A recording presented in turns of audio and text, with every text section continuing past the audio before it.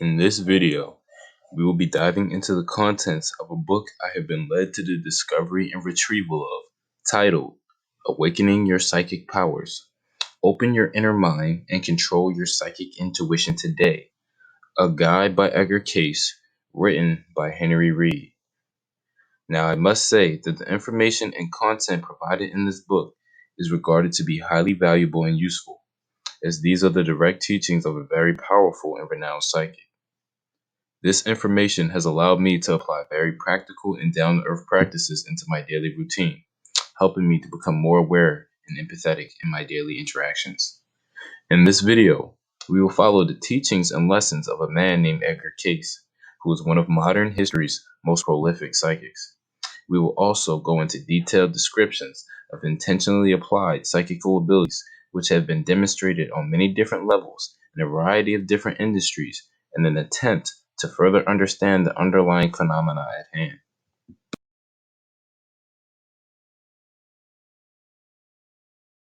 Before continuing, it is important to know who Edgar Case was.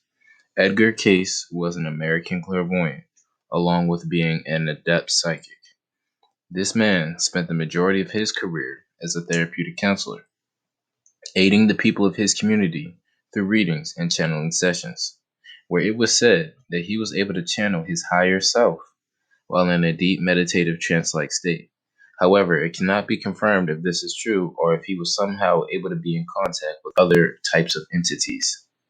During these counseling sessions, he was able to somehow pick up on deeply insightful information regarding the lives of the patients he was working with, which is why his information was so helpful and insightful as far as providing advice to them in their personal problems.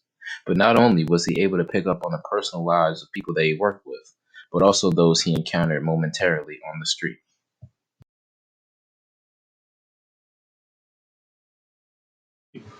One of the underlying concerns surrounding Case and his contemporaries during his lifetime surrounded the mysterious source and origin in which these abilities were produced.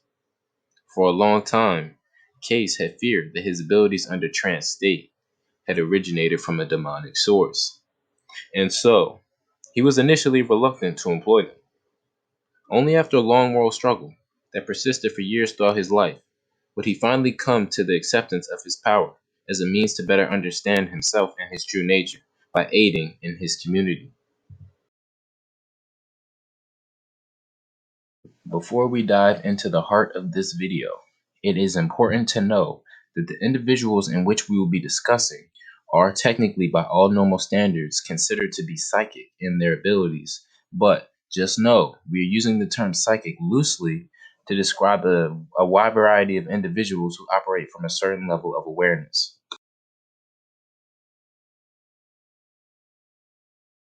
In December of 1973, an experiment conducted by the Stanford Research Facility followed the clairvoyantly produced material of two highly gifted psychics by the name of Ingo Swann and Harold Sherman as they traveled to the planet Jupiter, millions of miles away, as the scientists recorded their impressions. The information the two men produced was shockingly accurate and in alignment with one another, and also in accordance with factual confirmed photographs taken of Jupiter only 9 months prior, as they both visualized a deadly radiation ring surrounding Jupiter's atmosphere, along with a colorful assortment of frozen crystals hovering far above the planet's atmosphere as well. What made this discovery even more amazing is that both Ingo Swann and Harold Sherman were in two completely different parts of the country during the experiment, Swann being in California, with Sherman residing in Arkansas at the time of the experiment.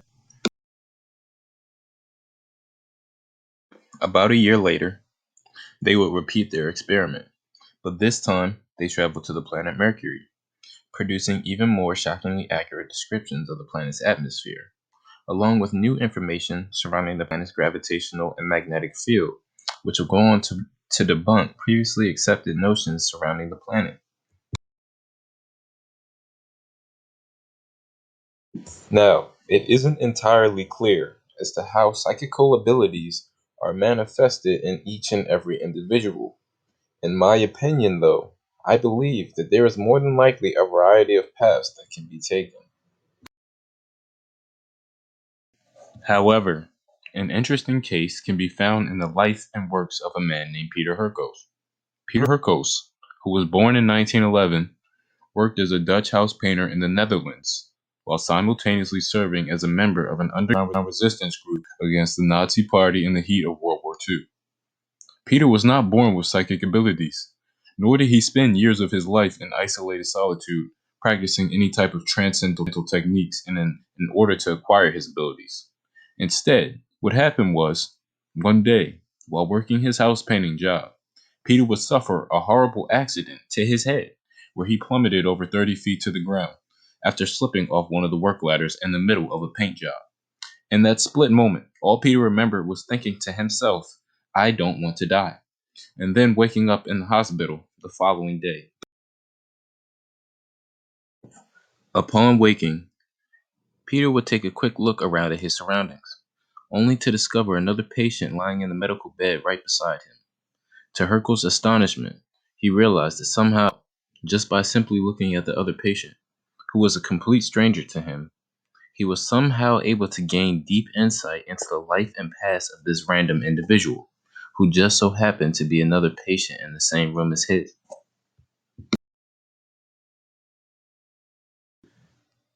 The awakening of this new awareness and ability within him would cause Herkos to withdraw from society, locked away in his room. As his newfound capabilities confused and frightened him, he would go on to refuse to leave the house for upwards of half a whole year, as he found this uncanny ability to be a curse rather than a blessing. Only after a considerable amount of time reading the Bible and reshaping his view on his abilities would he finally be able to step back into society. Peter was placed under experiment after experiment until finally rejoining his underground resistance group with a new aim to use this ability to identify the Nazi spies operating within the resistance group. One experiment tested in D.E. Harding's book titled On Having No Head has the subject go about their everyday life, but with the new perspective of imagining that they had no head. Meaning, they still possess their same body, but everything shoulder up is totally gone or invisible essentially, allowing the subject to more deeply immerse oneself in the many different experiences and stimulus which flood our senses every single day. With this altered state of consciousness, the subject is more easily able to disassociate oneself with the ego, allowing a more holistic and enriching experience of life. As you open up to everything you take in with your perception, you would essentially take the form of that object in that very moment, whether that be the subtle details of a tree, the glittering rays of the sun, or whatever you happen to see. A common theme expressed in this book is the idea of unity or oneness. According to Case and the author, it is extremely difficult, if not impossible, to further develop your psychic awareness past a certain stage of progression if you are not first able to incorporate this all encompassing perspective on the true nature of reality. Basically, if you take the left hand path in developing your awareness, chances are the spiritual process this way will come with many more challenges and consequences as a result. Modern materialist type scientists make the mistake of approaching everything from an atomic chain reaction type of view, where everything is viewed from a micro perspective. What the author challenges us to do is to be able to see the bigger picture, which will reveal to us the interconnectedness of all things, or to take on a macro perspective. This is also very significant because, in contrast to this, an individual who takes the left hand path is only in it for the power and advantages in which this awareness will present to them, which is intrinsically selfish in nature. Adopting the opposing view is also helpful because it enables us to be more altruistic and compassionate to others. The next step is to develop our intuition. Edgar Case has stated himself that the development of intuition is regarded as one of the highest pinnacles of psychical awareness, even outperforming ESP for its ability to not only provide the recipient with useful tips, but can also give guidance on what to do next in one's life. It has been said that intuition is derived from a need to know basis. The way to prompt intuition is to create a situation where there is a strong need to know, but no apparent way of coming to a definitive conclusion. Intuition will always, and I mean always, go beyond the information given, so it will be best to accumulate as many facts as possible.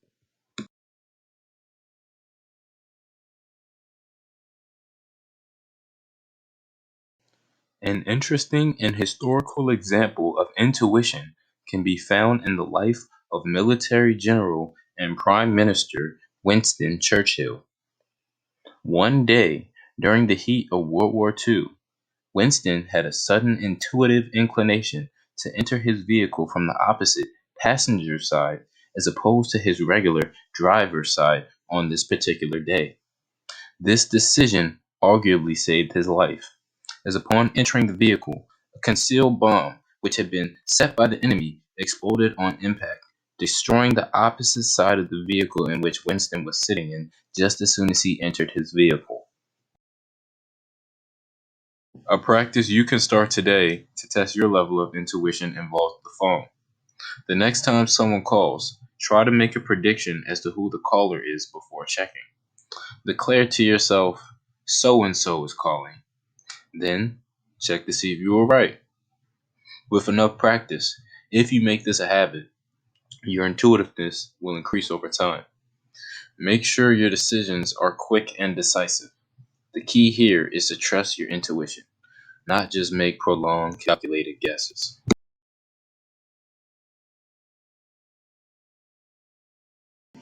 The next chapter urges us to look into our dreams for patterns. A wide variety of explanations have been made to understand the phenomena of a dream, from dreams existing on another plane of reality to them being described as trips the soul makes through the night. None of the scientists can really say for sure. However, Edgar Case would say that both of these explanations are based in some truth.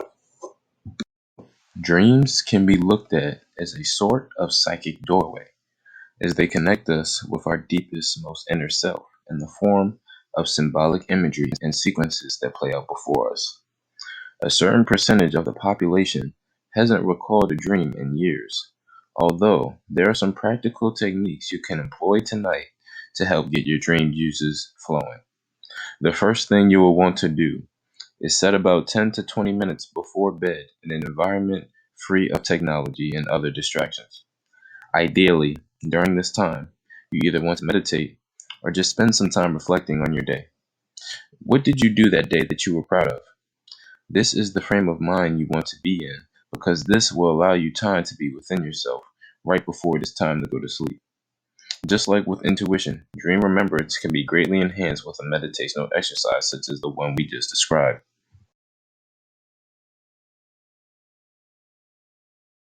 The next thing you will want to do is invest in a dream journal. Make it a habit of recording any images or impressions that you retain the morning after, even if it's just a feeling you had upon waking. It is still best to record this. According to Case, dreams can be so bizarre and unbelievable because in reality they're actually giving us a preview into what our individual journeys will be like in the afterlife. You will be shocked to find what some of your dreams can reveal to you. While dreams are certainly a step in the right direction to grooming your psychic centers, the phenomena of hypnosis takes us to a whole nother level of mystical. An experiment conducted on a woman named Madame Leonet had made a startling discovery in our understanding of telepathic resonance. Hypnotic induction through telepathy is a little known phenomenon now. However, in the late 1800s, it was a subject of much discussion, being coined the term lucid sleep. The experiment tested on Madame Leonet was conducted by Dr. Pierre Janet. During the experiment, Dr. Janet would mentally send a suggestion to Leonet that she fall into a trance and perform a specific action. At one point during the experiment, under suggestion while in trance state, Miss Leonet would suddenly arise while confirmed to still be asleep, as she proceeded to get dressed, leave home, and make her way to Dr. Janet's house, with no understanding of what she was doing there at that time of night.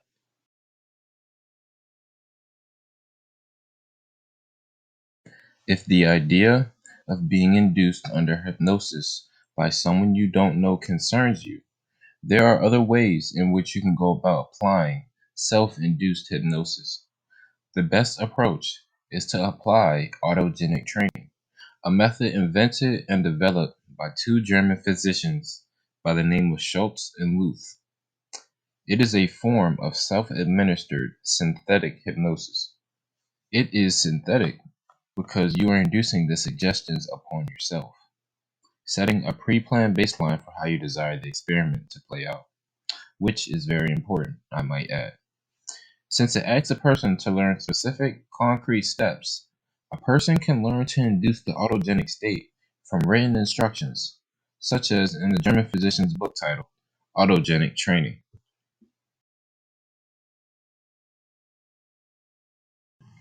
Quoting the author Henry Reed, he states, dreams are the natural gateway to psychic experiences, and meditation is the supreme method of spiritual development that encompasses awareness. But hypnosis is certainly that state of mind that makes psychic awareness intimately evident. The source of these phenomena can be traced back to the subconscious and superconscious mind. During Carl Jung's lifetime, many of his hypotheses and conclusions revolving the seemingly infinite well of knowledge that can be found in the recesses of the human mind can be traced back to the subconscious and superconscious mind. That man is born with a certain functioning, a certain way of functioning, a certain pattern of behavior, and that is expressed in the form of archetypal images or archetypal forms. For instance, the way in which a man should behave is given by an archetype. Yeah. And therefore, you see, the primitives tell such stories. A great deal of education goes. These two aspects of the mind are interconnected with each other. The subconscious mind acts as a silent observer of everything we take in, communicating to us primarily through dreams.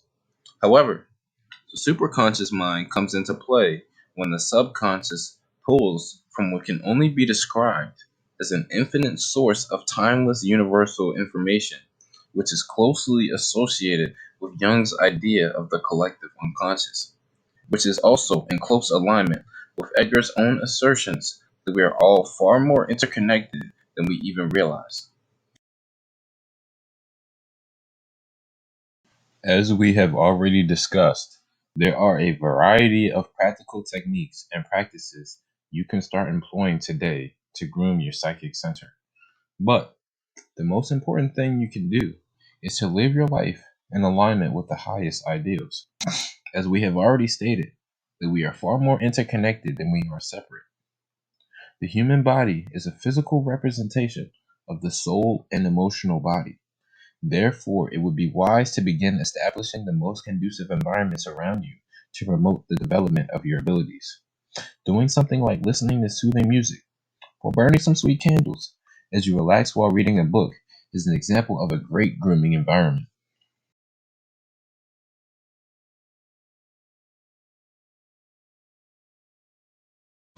There was a terrific experiment in remote viewing that has been said to produce irrefutable results. Arrange with a friend to set aside some time out of your day, each day at your own individual locations, where the both of you can sit quietly and try to tune in on the other person. What you want to do is try to align your mental resonance with that of the other person, their thoughts, activities, intentions, feelings, surroundings, and so on, while making notes of any impressions you pick up. Check in regularly and take notes. Try this experiment for 20 days in a row, and you will be sure to see results.